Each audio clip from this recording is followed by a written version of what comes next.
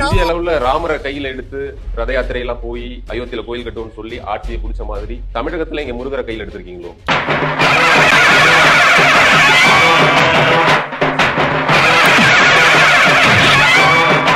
முக ஸ்டாலின் ஆட்சியா முகமது ஸ்டாலின் ஆட்சியா? What is happening in Tamil Nadu? ஏன் தடுக்கிறீங்க? உச்சியில் இருக்கக்கூடிய தீபத்தூணுக்கு போயிட்டாங்கன்னு சொல்லி சொன்னா இறங்குவது அந்த தர்கா வழியா தான் இறங்க வேண்டி வருது. அப்ப there is a sensitive issue happening there. நீங்க அதை ரொம்ப கேர்ஃபுல்லா ஹேண்டில் பண்ணணும். நான் திரும்ப சொல்றேன், ஏறிட்டீங்கன்னா நீங்க அதுவரை இறங்கும் பொழுது தர்காவுக்கு எந்த சேதம் ஏற்படக்கூடாது, எந்த பிரச்சனையும் பண்ணக்கூடாது. இன்னைக்கு ஒரு முறை போயிட்டோம்ங்கிறதுக்காக திரும்ப மீதி இருக்கக்கூடிய 364 நாட்களும் இவர்கள் மீண்டும் கோர மாட்டார்கள், போக மாட்டார்கள், அந்த பிரச்சனை செய்ய மாட்டார்கள்ங்கிறதுக்கு உத்தரவாதத்தை தர வேண்டிய பொறுப்பு அவங்க. திருட்டு திராவிடியன் ஸ்டாக் ஹிந்து மதத்துக்கு எதிராக திருட்டு திராவிடியன் ஸ்டாக். ஆமா சார், நீங்க கொள்கையே இல்லாத ஒரு வெள்ளக்காரனோட கைக்கூலி தானே. ஆங்கிலேயன் யார் வெள்ளக்காரனு கைக்கூலியா இருந்து? என்னடா நானும் பாத்துக்கிட்டே இருக்கேன், ஆளாளுக்கு கிளம்பிட்டீங்க. கத்தி நீங்க குத்தினாதான் குத்தம் இல்ல, நாங்க குத்தினாலும் குத்தும். டேய் இப்படியே பேசிட்டு இருந்தா ஊசி எடுத்து உள்நாக்கிலே குத்திடுவேன். உங்களால கந்தர் மலை இல்ல இத கூட புடுங்க முடியாது. தொடப்ப கட்டியால அந்த ஆள பெருக்கு ஒரே குப்பையா கிடக்கு மனசு. இவ்வளவு பெரிய தீய சக்திகள் இந்த நாட்டுல சனாதன தர்மம் தான் நிலைத்து இருக்க முடியும் என்பதை நிரூபிப்பதற்காக நாம் நசிக்க வேண்டியது இந்த உதயநிதி அண்ட் கம்பெனி. சொல்லிட்டே உங்க அப்பா ஆனா தப்பு தப்பு. கனிமொழி போன்றவர்கள் அது சர்வே கல்லுன்னு, உங்க அப்பா காலத்துல 9 அடி உயரத்துல சர்வே கல் இருக்குல்ல, எவ்வளவு பைத்தியக்காரத்தனம் பாருங்க. ஆனா அது தீபத்தூண் அப்படின்றதுக்கு ஒரு துண்டு சீட்டு ஆதாரம் கூட கொடுக்கலையே அப்படின்றது இருக்குல்ல.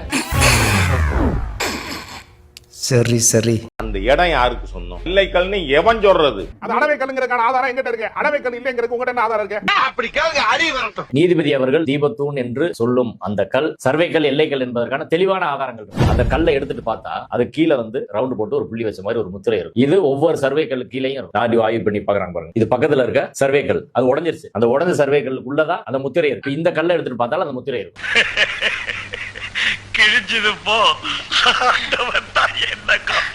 3000க்கும் மேற்பட்ட இந்து கோவில்கள் பாரத தேசம் எங்கும் இடிக்கப்பட்டது முஸ்லிம்களால்.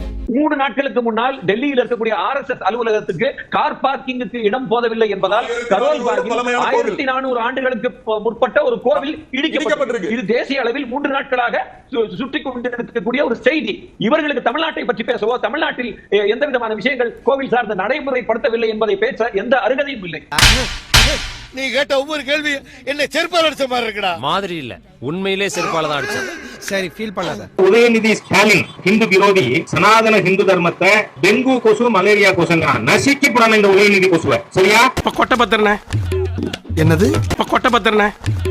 சனாதனம் என்பது ஆரியர்களுடைய வாழ்வியல். அது அந்த சனாதனத்துக்கும் நமக்கும் எந்த விதமான சம்பந்தமுமே கிடையாது. அவர்களுடைய வாழ்வியல் முறை நமக்கு தேவையில்லாத ஒன்று. அவர்களுடைய வாழ்வியல் முறை என்றால் ஒருவன் ஒரு இனத்தையே அடிமைப்படுத்தி வாழ்வது, அதுதான் வாழ்வியல் முறை அவர்களுடையது. ஒத்தரோசா பிள்ளைய ரொம்ப அற்புதமா வளர்த்திருக்கமா. ஏற்றத்தாழ்வை சொல்லுவது சனாதனம், பெண்ணுக்கு உரிமை இல்லை என்று சொல்வது சனாதனம், 10 வயசுக்குள்ள கல்யாணத்தை பெண்ணுக்குன்னு சொல்றது சனாதனம், சொத்து இல்லைன்னு சொல்றது சனாதனம், கணவன் இறந்து விட்டால் நீ அந்த சிறையிலே செத்து போன சொல்றது சனாதனம். இதெல்லாம் எங்களுக்கு தேவையா? டபுள் டக நாராயணா பல்லே ஆலியா நீ. அந்த சனாதன தர்மம் என்னவென்று சொன்னால் 150 ஆண்டுகளுக்கு முன்பு, ரொம்ப நாளைக்கு முன்னால் இல்ல, குமரி மாவட்டத்தில் பெண்கள் மார்பில் சேலை போட முடியாது. மார்பில் சேலை போட்டால் அதற்கு வரி கட்ட வேண்டும். உயர்சாதிக்காரர்கள், மேற்சாதிக்காரர்கள், அரசாங்க அதிகாரிகள் வந்தால் தங்கள் மார்பை திறந்து காண்பிக்க வேண்டும். அதற்கு வரி போடுகிறார். எதுக்கு? மார்புக்கு வரி. மனித உயிரினை பெற்று வளர்த்து, தாளாட்டி, சீராட்டி, உயிர் கொடுத்து, உடல் கொடுத்து, அதை அணுவாக வளர்த்து தாய்மையுடைய பரிபூரணமாக இருக்கின்ற அமுத குடங்களுக்கு வரி. ஒரு பெண் என்ன பண்றா? அவளால வரி கட்ட முடியல. தினசரி காலையிலும் சாயங்காலம் அதிகாரிகள் வரி கட்டுறான். மேல்சாதி ஆதிக்கத்தினுடைய அடியாட்கள் வரி கட்டுறான். நேரா வீட்டுக்குள்ள போறான். போய் ஒரு அருவாரை எடுத்து 2 மார்பையும் அறுத்து ஒரு தட்டிலே வச்சு, இந்த மார்பு இருந்தாதான வரி, இந்த மார்பை எடுத்துட்டு போன்னு சொல்றான். இந்த கொடுமை எல்லாம் இதற்கு பேர் என்ன தெரியுமா? இது பேர் தான் சனாதனம்.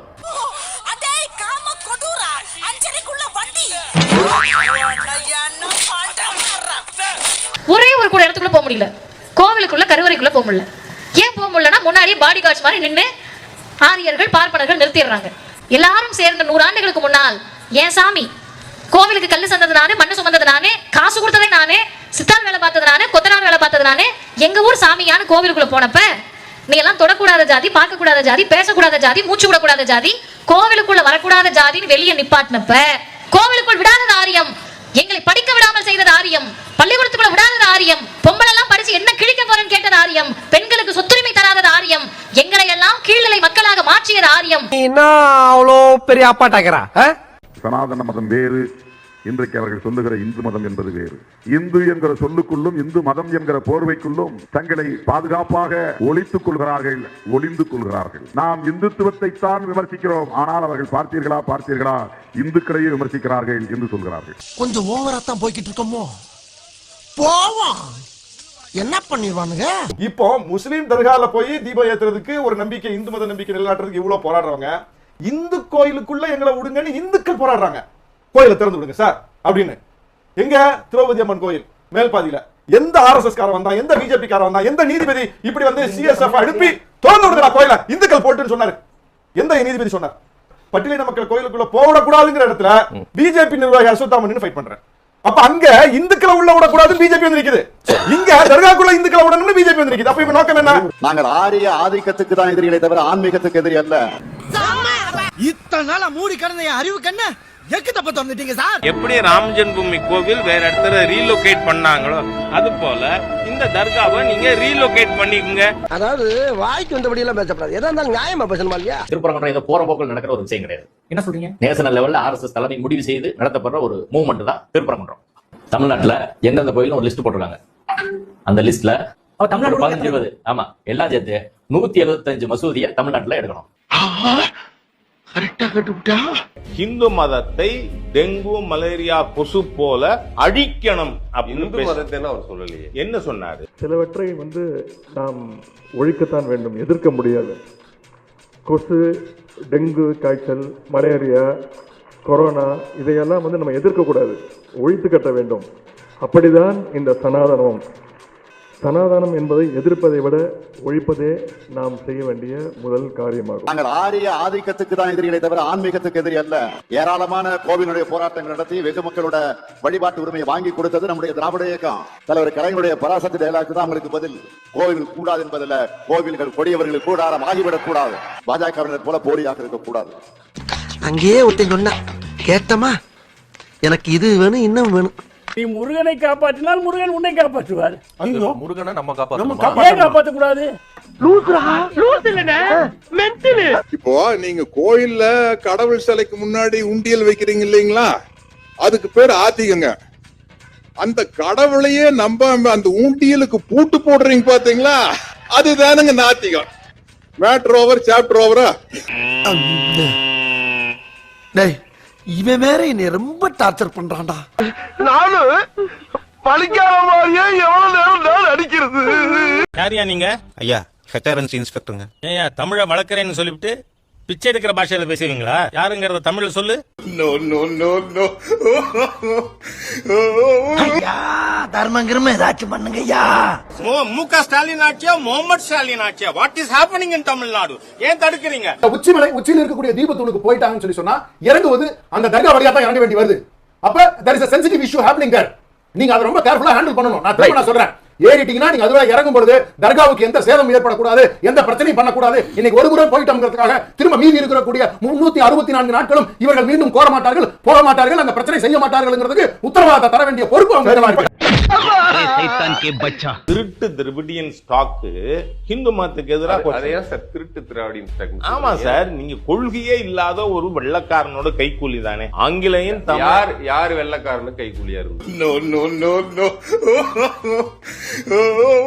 என்னடா நானும் பாத்துக்கிட்டே இருக்கேன், ஆளாளுக்கு கிளம்பிட்டீங்க.